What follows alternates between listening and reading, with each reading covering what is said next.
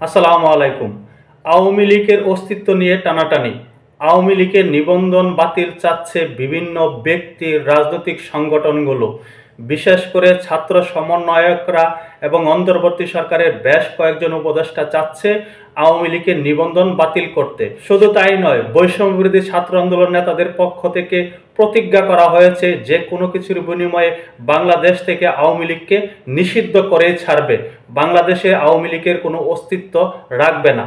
এখন আওয়ামী লীগের অস্তিত্ব বাংলাদেশে থাকবে কি থাকবে না, আওয়ামী লীগের নিবন্ধন কোন প্রক্রিয়াতে বাতিল করা হবে, আদৌ কি বাতিল করা সম্ভব, বা আওয়ামী লীগের নিবন্ধন বাতিল করলেই কি বাংলাদেশ থেকে আওয়ামী লীগকে নিঃশেষ করে দেওয়া যাবে কিনা, এমন প্রশ্ন কিন্তু সামনে আসছে।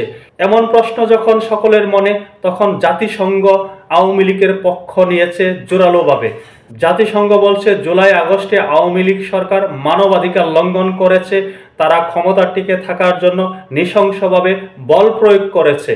কিন্তু আওয়ামী লীগকে রাজনৈতিক দল হিসাবে নিষিদ্ধ করা যাবে না। যদি আওয়ামী লীগকে রাজনৈতিক দল হিসাবে নিষিদ্ধ করা হয়, তাহলে বহুমুখী গণতান্ত্রিক প্রক্রিয়াতে ব্যাঘাত ঘটে। তাই জাতিসংঘের আহ্বান, আওয়ামী লীগকে নিষিদ্ধ করা যাবে না। এই আবেদনটি জাতিসংঘ অন্তর্বর্তী সরকারের নিকট রেখেছে। এখন অন্তর্বর্তী সরকারের পক্ষ থেকে বলা হচ্ছে, বিশেষ করে বেশ কয়েকজন উপদেষ্টা রয়েছে, যারা ছাত্র উপদেষ্টা রয়েছে, তারা বারংবারই বলছে আওয়ামী লীগের অস্তিত্ব বাংলাদেশে থাকতে দেবে না, তারা যে কোনো কিছুর বিনিময়ে আওয়ামী লীগের শিকড় উপড়ে ফেলবে। এখন এটি কি আদৌ সম্ভব? যখন এই আলোচনা সমালোচনা চলছে, আজকে আবার এই নিয়ে কথা বলেছেন নাগরিক কমিটির আহ্বায়ক নাসির উদ্দিন পাটোয়ারি। তিনি বলছেন নির্বাচনের আগে আওয়ামী লীগের নিবন্ধন বাতিল করতে হবে। গণহত্যার দায়ে জাতীয় নির্বাচনের আগেই আওয়ামী লীগের নিবন্ধন বাতিল করতে হবে, গণতান্ত্রিক প্রক্রিয়ার মাধ্যমেই এটি করতে হবে বলে মন্তব্য করেছেন জাতীয় নাগরিক কমিটির আহ্বায়ক নাসির উদ্দিন পাটোয়ারি। তিনি বলেন, আয়নাগরে আটকে রেখে হত্যা ও নির্যাতনের চিত্র জাতিসংঘের রিপোর্টে উঠে এসেছে। আওয়ামী লীগকে বিচারের মধ্যে দিয়ে যেতে হবে। এ সময় দলটির বিচারের দাবিতে ঐক্যবদ্ধ হওয়ার আহ্বান জানান তিনি আহ্বান জানিয়েছেন আওয়ামী লীগকে নিষিদ্ধ করতে হবে এবং ঐক্যবদ্ধভাবে আওয়ামী লীগকে নিষিদ্ধ করতে হবে, সকলকে ঐক্যবদ্ধ হতে বলেছেন। এখন ঐক্যবদ্ধ কতটুকু হবে আমাদের বাংলাদেশে?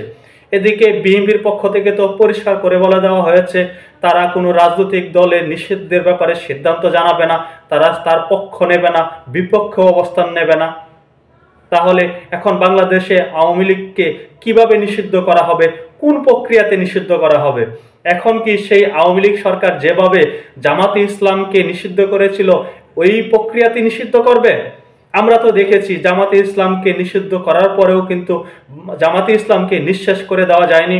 তারা এখনো টিকে আছে, শুধু টিকে আছে না, তারা এই মুহূর্তে ফ্রন্ট লাইনে রয়েছে। তাদের অবস্থান বাংলাদেশে এই মুহূর্তে সবচেয়ে জোরালো বলে তারা নিজেরাই দাবি করছে। তাহলে আওয়ামী লীগকে নিষিদ্ধ করেই কি আওয়ামী লীগকে নিঃশেষ করে দেওয়া যাবে? আওয়ামী লীগের তো বেশ ঐতিহ্য রয়েছে। তাহলে বৈষম্য বিরোধী ছাত্র আন্দোলন নেতারা যে বারংবার দাবি তুলছে আওয়ামী লীগকে নিষিদ্ধ করতে হবে, সেটি কিভাবে নিষিদ্ধ হবে? নাকি তারা গায়ের জোরে বা তারা বিভিন্ন কূট কৌশল অবলম্বন করে নিষিদ্ধ করেই দেবে? এই যে তারা বলছে নিষিদ্ধ করে দেবে, এর পিছনে কিন্তু বিশেষ কিছু কারণ রয়েছে। এটির মধ্যে সর্বোচ্চ কারণ হলো, আমরা দেখেছি বৈষম্য বিরোধী ছাত্র আন্দোলন নেতাদের পক্ষ থেকে অনেকেই বলেছেন আওয়ামী লীগ যদি বাংলাদেশে ফিরে আসে তাদের অস্তিত্ব থাকবে না, বৈষম্য বিরোধী ছাত্র আন্দোলন নেতাদের গলায় ফাঁসি দড়ি জ্বলবে। তারা সেই ফাঁসির দড়ি থেকে বাঁচার জন্য বারংবার চেষ্টা করছে, তীব্রভাবে চেষ্টা করছে আওয়ামী লীগকে নিষিদ্ধ করতে, আওয়ামী লীগকে নিঃশেষ করে দিতে। যদি আওয়ামী লীগকে নিঃশেষ করে না দেয়, আওয়ামী লীগ যদি ফিরে আসে তাদেরকে নিঃশেষ করে দিতে পারে, এমন একটি ভয় কিন্তু তাদের মধ্যে রয়েছে, যার কারণে তারা বারংবার বলছে আওয়ামী লীগকে নিষিদ্ধ করতেই হবে। এখন জাতিসংঘ বলছে আওয়ামী লীগকে নিষিদ্ধ করা যাবে না, বিএনপি বলছে নিষিদ্ধ করা যাবে না। তাহলে নিষিদ্ধটা করবে কে? সরকার? এই সরকারের কি সেই ইখতিয়ার রয়েছে? এই সরকারের অস্তিত্ব নিয়েই তো অনেক সময় অনেক প্রশ্ন উঠছে। আমি সেটি নিয়ে প্রশ্ন করছি না, কিন্তু বারংবারই কিন্তু বিভিন্ন রাজনৈতিক ব্যক্তিবর্গরাই কিন্তু অস্তিত্ব নিয়ে প্রশ্ন তুলছে। শুধু তাই নয়, বিএনপির পক্ষ থেকে বলা হচ্ছে যদি তাদের সমর্থন অন্তর্বর্তী সরকার থেকে উঠিয়ে নেয়, তাহলে অন্তর্বর্তী সরকারের অবস্থা খুবই নাজুক হয়ে যাবে। এই অন্তর্বর্তী সরকারের বৈধতা নিয়েও প্রশ্ন উঠতে পারে। বিএনপি যেন আওয়ামী লীগকে নিষিদ্ধ করার পক্ষে আসে তার জন্য কিন্তু বিভিন্ন কূটকৌশল অবলম্বন করা হচ্ছে। বিএনপিকে বিভিন্ন রকম চাপ প্রয়োগ করা হচ্ছে যেন তারা এই বিষয়টিতে ঐক্যমত হয়, যেন আওয়ামী লীগ বাংলাদেশে নিষিদ্ধ হয়ে যায়। বিএনপি যে চাপে রয়েছে এটি কিন্তু প্রায়ই দৃশ্যমান হচ্ছে। বিএনপির প্রতিপক্ষ হলো এই মুহূর্তে বৈষম্যবিরোধী ছাত্র আন্দোলন এবং জামাতে ইসলাম। জামাতে ইসলাম এবং বৈষম্যবিরোধী ছাত্র আন্দোলন একই সুরে কথা বলে থাকে এবং তাদের মধ্যে একটি মতের মিলও রয়েছে। এই বৈষম্যবিরোধী ছাত্র আন্দোলন নেতাদের কর্মকাণ্ডেই বোঝা যায় যে তাদের মধ্যে জামাতে ইসলামের একটি ভালোবাসা রয়েছে, প্রেম রয়েছে, তাদের একটি বিশেষ টান রয়েছে জামাতে ইসলামের প্রতি। তবে মাঝে মাঝে জামাতে ইসলামের বিপক্ষেও তারা ইদানিং কিছু মন্তব্য করছেন, এটিকে অনেকে রাজনৈতিক কূটকৌশল বলেই উল্লেখ করছেন। তবে আমার কাছে মনে হয় আওয়ামী লীগের নিবন্ধন বাতিল করলে এই অন্তর্বর্তী সরকার জটিল জটিল কিছু প্রশ্নের সম্মুখীন হয়ে যেতে পারে। তাই আওয়ামী লীগকে নিষিদ্ধ করার আগে নিজেদের অস্তিত্ব নিয়ে ভাবতে হবে অন্তর্বর্তী সরকারকে, এমনটি অনেকেই উল্লেখ করছেন।